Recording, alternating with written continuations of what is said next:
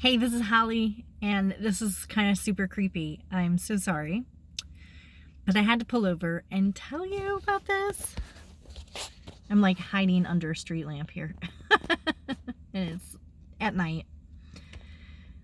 I am going to talk about returning to yourself and like one of the things that lights me up. Sorry, I don't know why this car is here.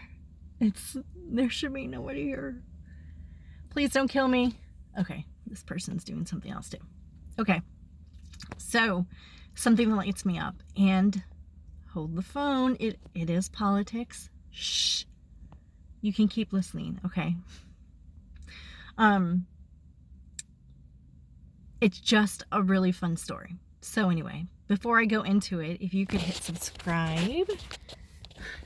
You can't see me. Then that would be amazing. Okay, there we go. That's good. So, backstory. I graduated from school, from the zoo, from like the number 3 school in the nation for journalism, right? And at the time, as you know, most journalists have a independent to liberal bend, many of them. But at the time, I was super staunch conservative. And I got hooked up with a political campaign with someone who was up my alley. So religiously convicted. And, like, oh God, I'm so sorry. Here we go.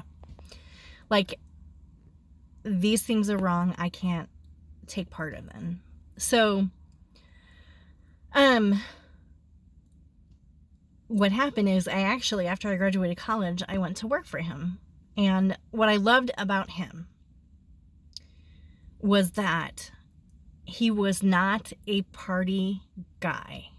He was a conservative and yet had this thing in his heart that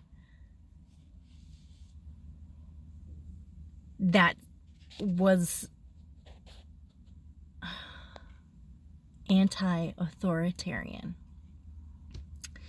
And as you know, I have an issue with authority. And so I loved this about him. And perspective taking here, everybody can learn perspective taking, right? If you have a certain belief, whether that belief is accurate or not, wouldn't you want someone who is going to say no to your party leader because he's not sold out, rather than supporting a candidate who's already sold out and just hook, line, sinker party player, right? So there's no real conviction there. There's just power and obedience. So anyway, as it turns out, I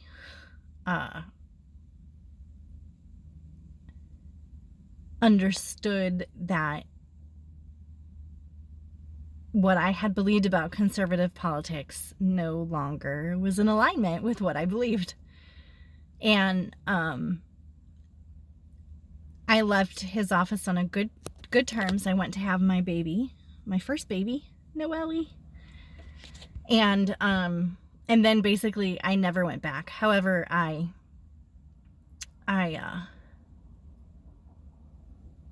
worked on his campaign a little bit and left kind of in flames because of some things I disagreed with. That was the beginning of my questioning what I thought I knew.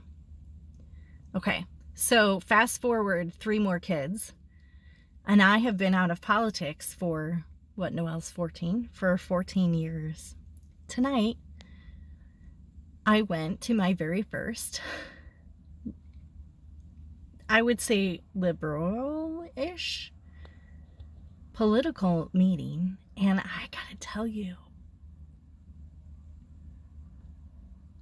I'm so lit up with excitement, and it's as if I never left.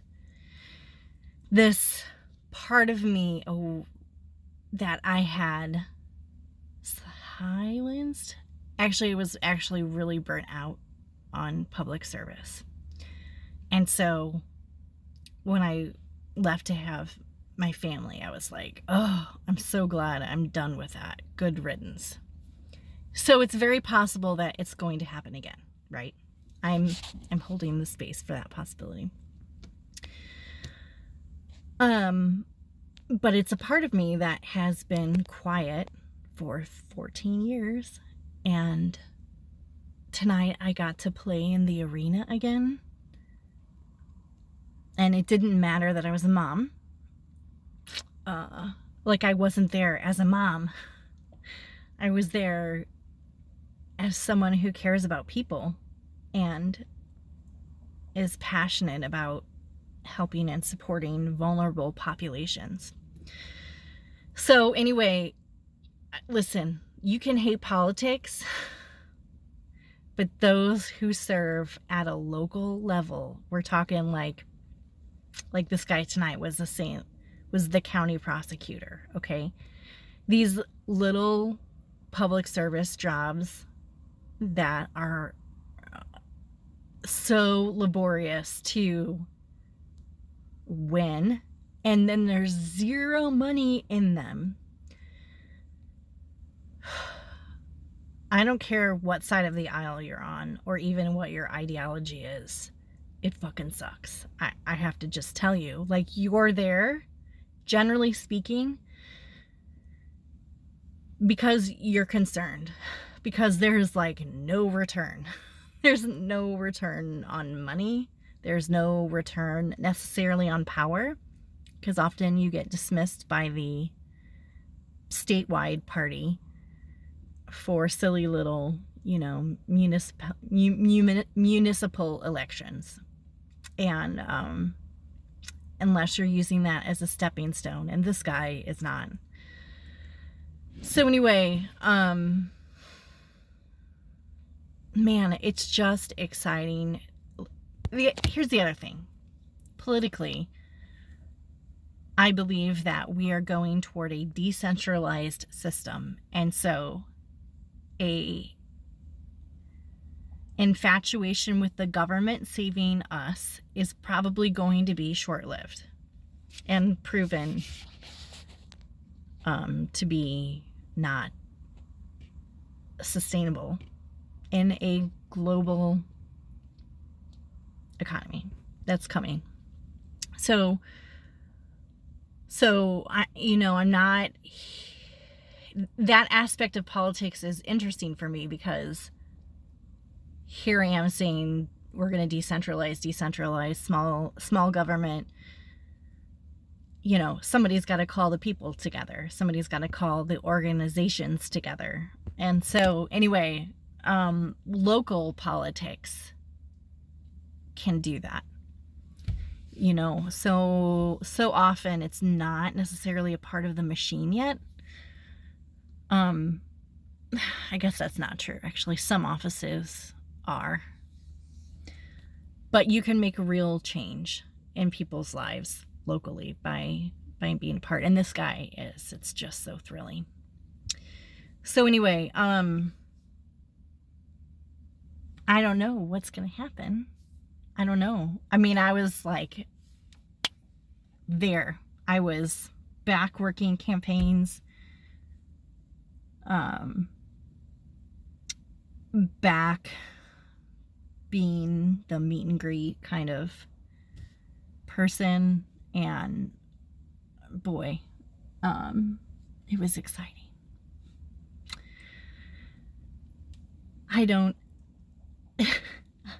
Thank you for listening. I don't necessarily have like a takeaway or something for you to say or do. Certainly in my beliefs, I realize that I've believed some things wrong before, and I'm totally open to saying I could be believing wrong right now. Like, I'm not hard and fast. Like, this is where I'm hanging my hat kind of thing. So I don't really necessarily want to have like a political debate because I doesn't I am vested in it, but I'm not vested in the me being right part. Let's just say that. So anyway, I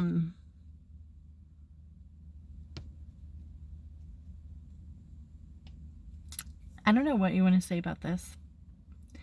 Other than I hope you